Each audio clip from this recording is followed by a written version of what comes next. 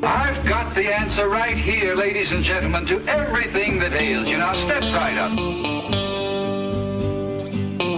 One who acts like a doctor about his salves and remedies. The cruel practice of making money on people's worries feared throughout the years as quackery. I said cure of backache, nervousness, Welcome back to Quackery. We're back. We're live. Well, we're not live for you, but we're live for us. Got John. We got Zach. We got Will the Pill drinking beer.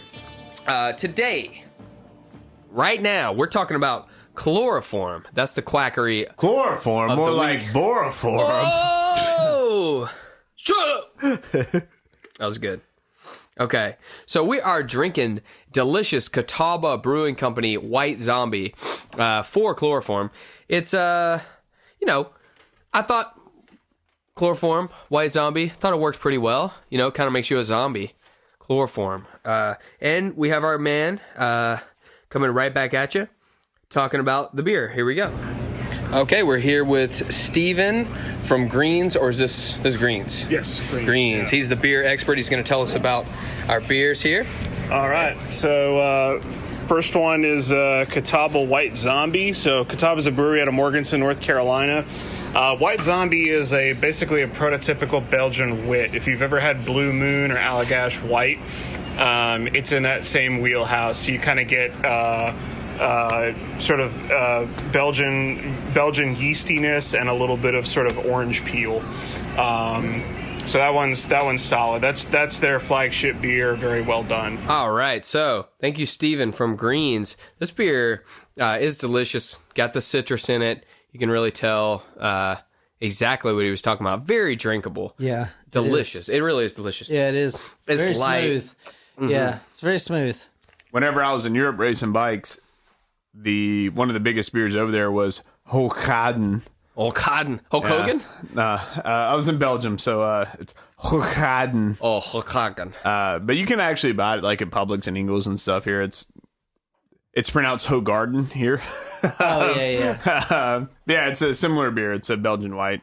Delicious. Very good beer. Almost a vanilla cinnamony finish to it a little bit. Very Definitely good, get the orange peel, like he said. Yeah, a little orange. I could see it. I can actually, it's sort of like a Blue Moon, like he said. You know, with the orange peel, be good with an orange in it. It's good. It's very good. Yeah. Yeah. Yeah, it does remind me of Blue Moon. The Belgians drink it. We can drink it. Belgians make the best beer in the world. That's what they say. Yeah. We had a thing over there called the Wall. It was this giant vending machine. It was like, I don't know, maybe like 5 meters for sticking on the British theme or the English theme here. 5 meters wide or so. And you could buy bottles of vodka in it. You could buy pasta. Ooh. You could buy 6-pack of beers in it. But you could get Hooghaden or you could get Duvel. That's badass. Oh, yeah. We're a bunch of kids, so we only got Fanta and Belgian waffles, but... That's badass. Hey, I think vending machines are awesome. I got a question. So, awesome ones. Oh, yeah. Breweries over here are like the new thing, right? So right. There's breweries all over. Is that just in America? Is there different? No, I think that's an American thing. So, yeah, like the Belgium, microbrewery scene and all that. Yeah, it's an American thing. It's not anywhere else? No, not to my knowledge. Yeah. I think it's very much an American thing. Americans taking a lot of interest in it. But I think it's, like in Europe, I think it's been a thing for a while, like people making their own. And, you know, the big thing in Europe is the monasteries, right? Pretty big. That's like the big thing over there. The monasteries. Yeah. The monks make the beer. Yeah. Best beer in the world is... because it's mixed with holy water. That's why.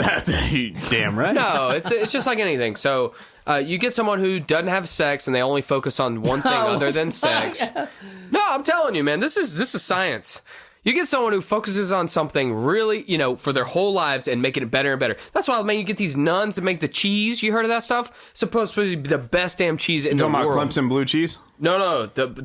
I don't know if I've heard they have more sex up there in Clemson. So that's why it's not as good. There's nuns in Clemson?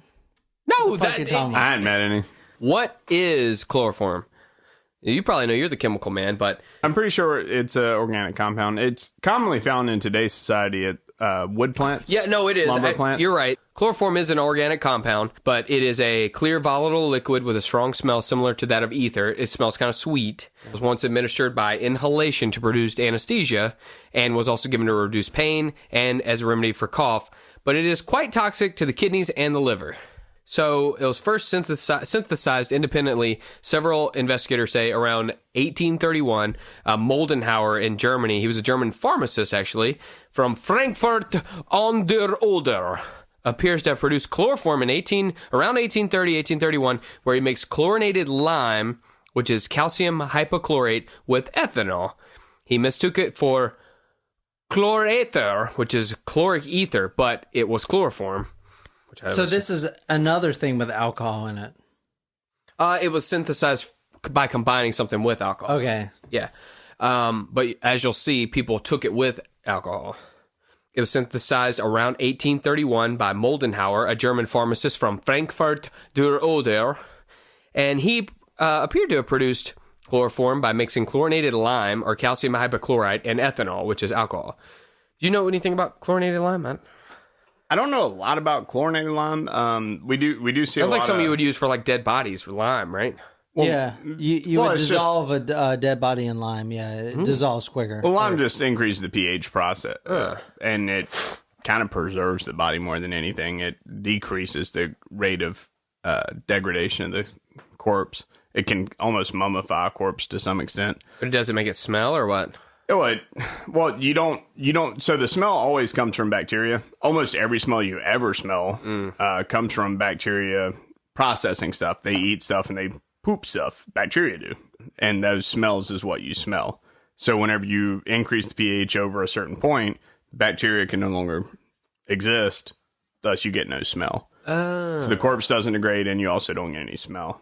Oh, weird. I didn't know that. Okay. But when it comes to chloroform, we see this in wastewater treatment a lot. Pulp and paper is one of the biggest contributors to environmental waste in the world, in the U.S. especially.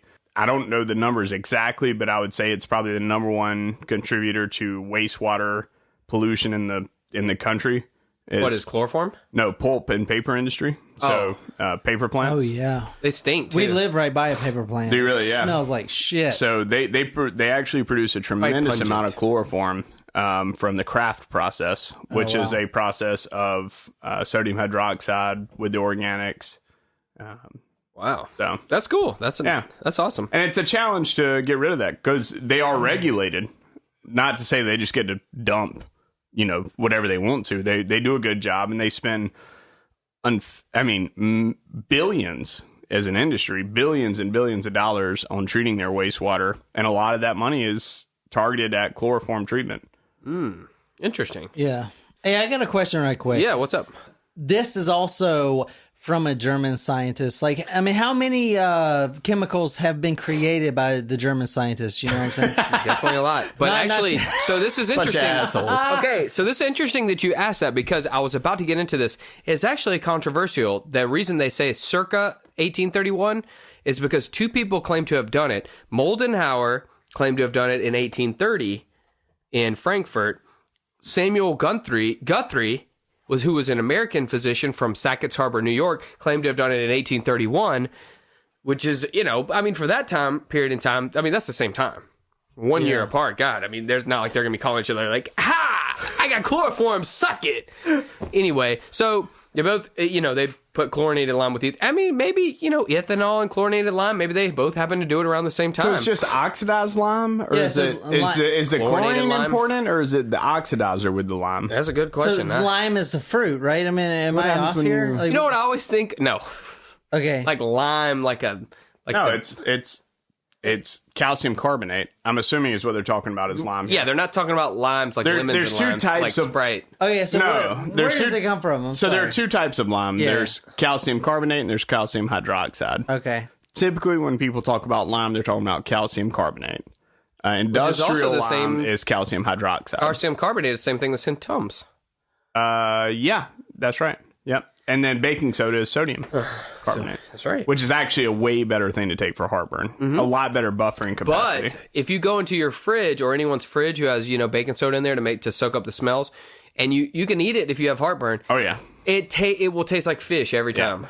Disgusting. So this because lime- it actually soaks up all the ammonia. So the lime you're talking about is not the same as a lime I would put in a margarita. Or in a Corona. No, it's actually the complete opposite.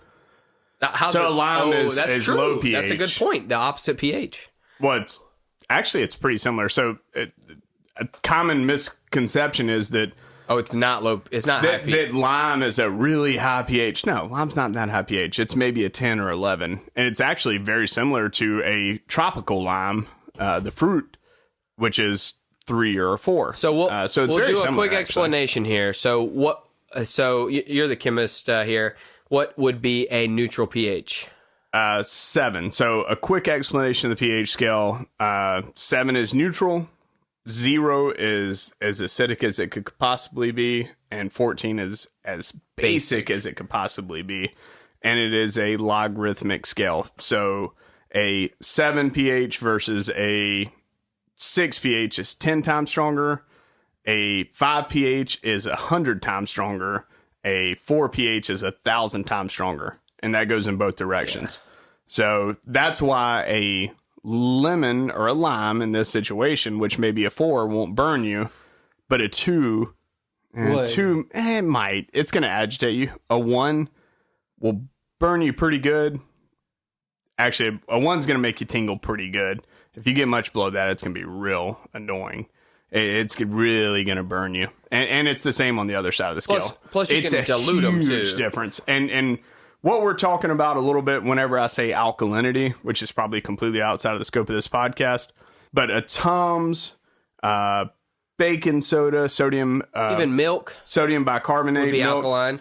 So Drano. it's outside of just being basic. It provides a buffering capacity. So the carbonate compound actually allows acid to be consumed in multiples of what the pH might be. All right, I was just saying things that were... So you might have like a 9 pH, but you have an alkalinity of 200. Well, the alkalinity of 200 allows a lot more acid to be introduced into that water before the pH changes. It buffers it a lot more, and that's why TUM is so effective, is it has a really high buffering capacity. So it's not that you're seeing a complete change in the pH, it's that you're allowing a lot more bang for your buck with alkalinity versus pH. What are you saying? Yeah, you take a Tums. It's not just like, okay, you got a 4 acidity, you just ate a lemon, and oh man, we need an 8, now take a Tums, which is an 8 or a 9 or but 10. It's not just an 8. So it's not going to, just combining those isn't going to be 7 a net again. neutral. It's going to be even better. It's going to be way better. Yeah. But it doesn't do anything if it's not needed. That is good. It just kind of hangs pH. out. Yeah. So basically, Jean-Baptiste Dumas determined its empirical formula and named it. So he got credit for naming it in 1835. He prepared the substance by the alkaline cleavage of the trichloroacetic acid, and then just on and on. More people were basically just kind of tinkering with it, making it a little better here and there. And then by 1847, James Y. Simpson, was the first to demonstrate the anesthetic properties of chloroforms in humans before its popularization in medicine. Jean-Baptiste Dumas actually is incredibly important whenever it comes to chemistry. He's well known for his work in atomic weights and molecular weights and measuring vapor densities. And he measured developed the measuring analysis of nitrogen compounds.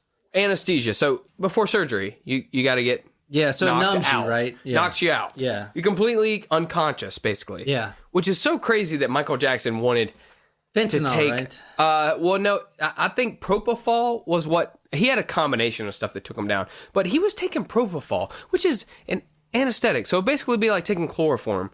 It just like numbed him to the world, which I guess he had a very sad story, to be quite honest. But it's just so weird that someone, instead of wanting to get high or having an upper or a downer, he just wanted an outer, basically. An outer. I mean, I don't know if that's the word for it, but that's what it is. Yeah, it makes sense. Yeah. Knocks you out. So anesthetic, completely numbs you to everything. Like there's no feeling, which is just crazy. But now, today, starting in the 1960s, They still make chloroform on a mass scale by the chlorination of methane and chloromethane. Does anyone take this as a drug, though? We'll get to that. Okay. Which is, But besides Jackson. Unbelievable.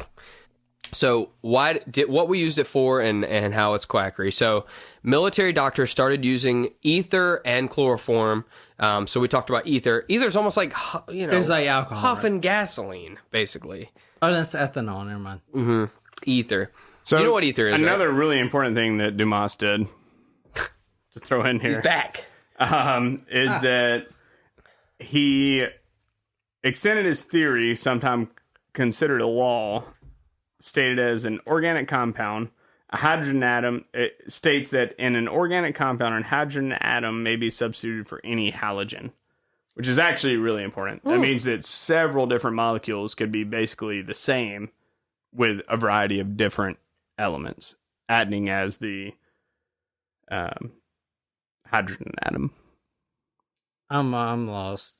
So by 1849, sorry. ether and chloroform were officially used by the U.S. Army to do surgeries, to knock people out, to do, battle. So as an anesthesia. Yeah, I mean, it works. It works. And so there were a large number of positive results in the Crimean War in the 1850s, the Civil War. It reduced pain and trauma of amputation and other procedures. So when I can I ask you something? So I actually went to chloroform mask. Get a. I went to Chicago to get a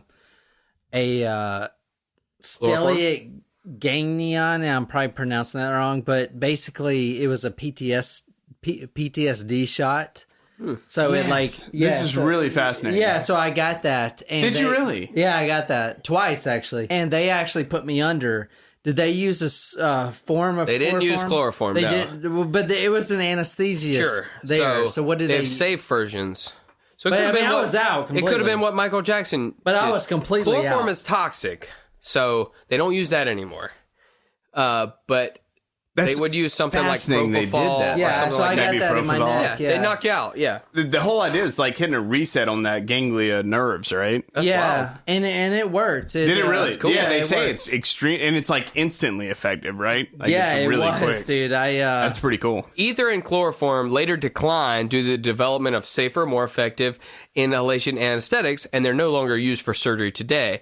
Particularly, chloroform came under attack when it was found to be carcinogenic in mice, and basically they took it out for all the products because it is also was in things for cough. Remember we talked about it's for cough. So it was used in alone and in combination as a cough suppressant. So there is a product here, I shit you not. It is called knockoff cough syrup. This is not a joke. So a lot of times we'll see these old advertisements and they're fake, right? It'll be like Dr. Quackery or something like that, right? This is not fake. It is knockoff brand quick-acting cough syrup. And what is in this thing is chloroform, menthol, glycerin, wild cherry syrup Tulu, which is tree sap from a balsam tree. They actually still take that for cough today. I don't know if it works or not.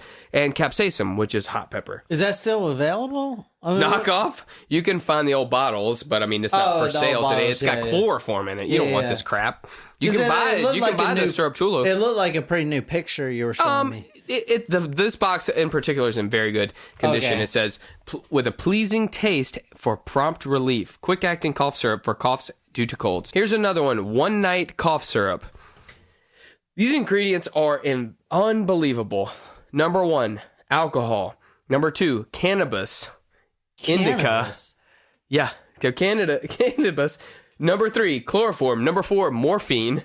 Whoa! So we had cannabis, chloroform, morphine, and Holy alcohol. shit. This was the shit, apparently. Yeah, no shit. People love that stuff, I'm Sign sure. me up, bro. What the fuck? It sounds good.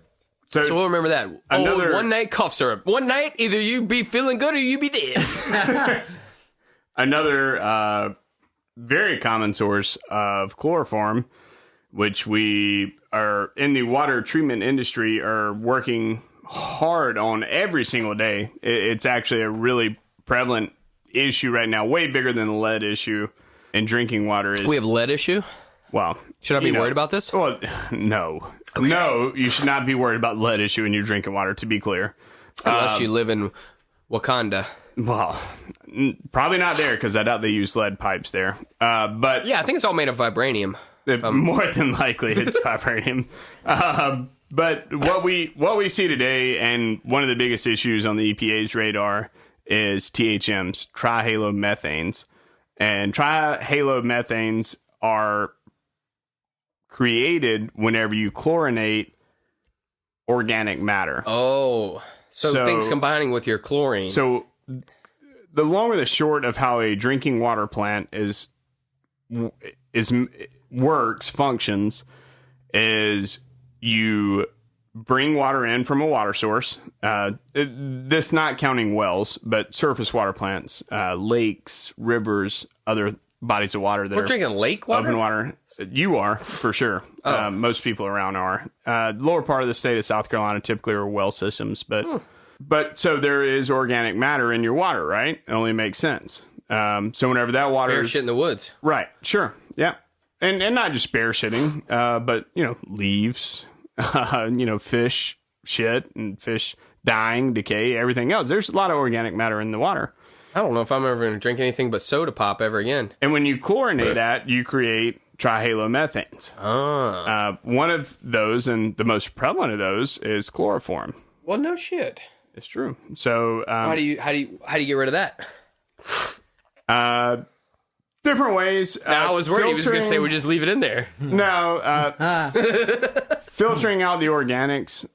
There are various ways of doing that. I don't think this is necessarily the platform to go through the technicalities on that. But no, so you get it out. Yeah, so, that's interesting though. But it's a new thing that the EPA is working on. And whenever people talk about, I don't want to drink my drinking water because this, that, and the other. No, let's talk about what is actually happening in the industry and that billions of dollars are being spent on. Mm-hmm. Trihalomethanes and haloacetic acids are the two biggest issues in drinking water, according to the EPA right now, that are extremely prevalent in and fluoride, pretty much every. That's a problem too because it causes mind control from the government. Well, yeah, duh, duh. But Quackery so episode it's being worked coming on. up. But yeah, I mean, we more than likely, to be honest with you, particularly if you're in maybe a little less advanced area that doesn't put a lot of money into your water system, you're probably drinking a decent amount of chloroform. Awesome. Holy shit. So you're saying we need to be using Britter filters? Not necessarily. Not that it hurts you. This is on a Kimball white pine and tar cough syrup. Alcohol 4%, chloroform 4 minims. It's just a dosage form there. It cures coughs, colds, hoarseness, sore throat, bronchitis, and all diseases of the throat and lungs. What is on his head? He has a blindfold on with a clothespin over his nose, and he has 2 different glasses. I'm not sure how this is an advertisement. Like, if you put a clothespin and a blindfold on, you can't tell that one of them is going to kill you. Looks like you gotta push this picture. This guy's getting He down. looks like he just came from surgery. He looks like he's like one of these. He's like, let's just do this. One of these will kill me. Well, it's like Russian roulette, but with wine glasses. He's like playing pin the tail on the drunk. Oh yeah. Then one of them has a big question mark on it, like dead. I don't know. It reminds me of the Drugs Inc. where like if they send out a drug like a heroin package or whatever that people overdose on, they'll get more people wanting it. What? You know what I'm saying? Yeah, it's crazy. It's fucking nuts. Okay, so when you guys, John, when you first hear chloroform, what comes to mind? Not medicine, probably, right? Fucking going to the club.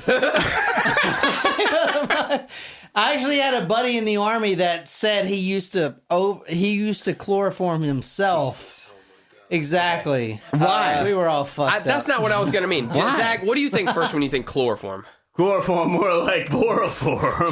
No, it's like putting over a girl's mouth and, Why is it got to be a girl? Having your way. What the fuck? What the fuck? I don't understand. Yes, criminal use. What are we talking about? So that's what I was trying to say. Criminal use. The rag, the chloroform rag, right? Yeah. You think about, a chloroform rag, you put it over someone's mouth like a criminal will knock them out. So it's purportedly been used by, serial killers since it was invented. How fast does it work? Pretty fast, like within seconds. Yeah. H.H. Holmes used it to overdose and kill his female victims. That's, H.H. Holmes, yeah. Oh, yeah. World's Fair. Chicago World's Fair. He Talk Murder to Me. It was also on the, Talk Murder to Me. Check out H.H. Holmes, baby. I don't have that episode, but yeah. Shit. There's a long criminal history of people using the chloroform put over people's mouth. Why does it knock you out so instantly? Yeah, I mean, it's an anesthetic. That's how they do it. That's how they put people out for surgery. So it just puts... Think about when you went for a surgery, they put that thing up there, like, count back from 10. You're like, I'm going to be able to count back from 1,000. You're like, 99, 90. Yeah, exactly. Out. I was that out. fast, within seconds. It was within seconds, yeah. Mm-hmm. And I didn't wake up until they were done, so yeah. So they actually said they have to support their tongue to keep them from choking on it. Is that in the current day, when you're in the doctor too? I can't remember. I do assume that they put your head in the right position where you won't go choke back. on your tongue. Yeah, but they have to keep an eye on it. Yeah. Here's a funny one. So here's Curious George, an old cartoon. George was curious. It's for ether. George was curious. George was curious. There's ether. It smelled funny. Suddenly his head began to swim. Then he felt as if he were flying. It shows Curious George getting high on ether. So ether, which is similar and also used similar to chloroform, That's actually was one that was more, like you said, you had a friend who actually did chloroform, which is crazy. Ether, it never kind of went away for getting high. You huff ether. You huff ether around here. So they would actually use it as a recreational drug or to attempt suicide. Here's a guy who, how to escape from a scolding wife. Patient inhaling ether. This is really quite delightful. A most beautiful dream. She's just going, with wagging her finger at her. She's nagging. Yeah. So did it work? What ill effects did it cause? Well, of course, it worked for anesthesia. Very toxic. Would kill people. Very dangerous. So, okay, we'll go over some of the dangers of chloroform if you didn't already know. It's fatal to the victim, and if an inappropriate dose is administered, or if the chloroform-soaked rag is placed too firmly against the face. The person may have trouble breathing, suffocate, leading to deadly unconsciousness. Chloroform, when ingested in the body, converted to a chemical called phosgene. Phosgene is toxic to cells, so if you get enough phosgene in your system, you will die. It's toxic. Does it bioaccumulate? That's a good question. I haven't looked up. It bioaccumulates, kind of like lead, right? What was Michael Jackson doing? Lead does not bioaccumulate. Oh, lead does not. Mercury does. Mercury, yeah. So Michael Jackson was, I believe, on a combination of stuff, but propofol. It was an anesthetic, but not chloroform. But he was it was like an IV, right, for him? He had a doctor giving it to him, which is, to me... It wasn't like he was putting it to his nose. Well, I mean, they did have to... He did inhale it. It was inhaled. Oh, really? Inhaled? So, yeah. I thought it was a drip. He was doing it inhaled... You know, like when you go under for a surgery, you got a thing on your mask. So I thought it was dripped into his veins. Okay. Well, I'm sure he did it all sorts of drugs, but that was the one. You know, the combination that killed him was the anesthetic plus whatever else he was on, and you know he was inhaling obviously an anesthetic similar to chloroform, but not as toxic. Obviously, something safe for surgery, but when combined with whatever else you may be on, plus as much as you're doing it, it ended up killing him. So by 1848, a girl named Hannah Greer, she was 15 years old, and she had an infected toenail being removed. She died after being given chloroform. So that's when they started saying, maybe we need to look at this. Yeah. Holy and shit, guess who? God, so, Zach, you may like this. Guess who developed an inhaler that regulated the doses successfully that decreased the number of deaths? Abe You know him. It better not be Abe Lincoln. He protected the wall. Donald Trump? Well, the other wall. In the north. King of the North. Jon Snow. Jon Snow, 1848, developed the inhaler that I showed you guys. Yeah. I don't know if it's the same guy. I assume it is. Probably. He was around that time. So he comes up with the chloroform inhaler that regulates the dose that made it, even though it's dangerous, it kind of... What a hero, right? Right. So... Well, he was very familiar with organic compounds. I mean, he was man. The inventor of it is the right time period, water, too. So, okay, the question would be that John asked, do we still use it today, and then in what capacity? Apparently, you had a friend who just used chloroform straight, which is... I didn't see anyone who does that. That's crazy. Yeah. Obviously, we showed a video of some idiot doing ether, which... apparently, I saw another comedian joke about it. Yeah, you used it like starter fluid, right? He's like, yeah, like huffing gas. Ether is like huffing gas. It's basically. like it's starter fluid. But yeah, pretty much. Yeah, it's exactly. So I mean, so the danger with ether is it's so flammable. Yeah, like just carrying it around, you could explode. Like it's very dangerous. But it gets you high, which is nice. Oh yeah.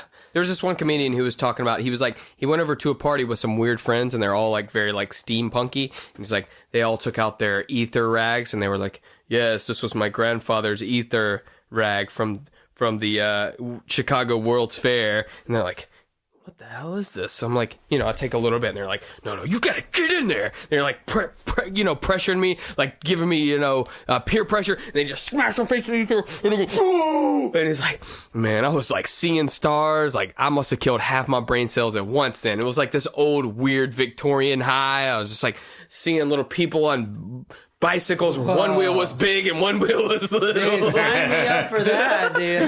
So weird. I'm like all on board for that, dude. That's what he said, but I mean, he's a comedian. So in Brazil, they actually still do this drug. It's called Lolo, and it's a mixture of ether, chloroform, and alcohol, kind of like that ACE. And they are still doing this shit. And so I saw a quote that said Lolo is killing more people than the bad guys, the guns, or the cops combined. And look at this. So the middle one is Lolo. But I also would like to point out that this one on the right is called Skank. That's it. Nice. Killer. What do you think's in Skank? I'm surprised Lolo I've got a few hasn't, ideas. I bet it's an organic compound. I'm surprised Lolo hasn't made it towards it smells fishy? America yet, Like, I'm surprised. It has a little Batman. Nitrogen base. It's a nice little Batman on it. Lolo. Yeah. It's, that stuff is supposed to be pretty crazy. So, anyway, that was chloroform. So people actually took chloroform, believe it or not, for health reasons, for cough.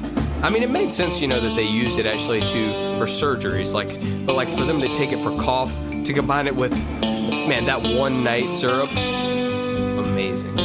What we'd like to do is give a shout out to our girl Rhiannon, our very first official quackhead. We want to thank you so much for supporting our podcast.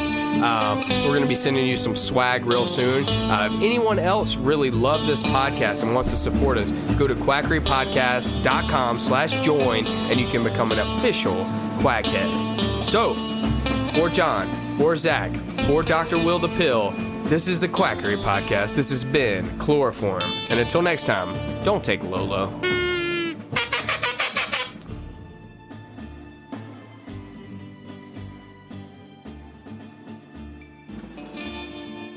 I'm too far away? Speak through the mic. Oh, he's telling you. Who's the host of this podcast? Dude, why is there so many dead animals on the wall? There's a lot in here. Okay. Oh, wait, I'm in South Carolina again. Anyway, I mean, so far we've made negative money, so. We're doing this for the fans. So you owe me money. We have made money. just- If your asshole wouldn't spin on stickers and shit, we've made money, bro. Later... I love you guys, man. I love you too, man. I love you guys. This is fun. This is really fun. Dude, this is a fucking great podcast, It's man. great. Awesome podcast. I'm telling you, learning, laughing, and we're just having every time more it's drunk fun. than y'all. It's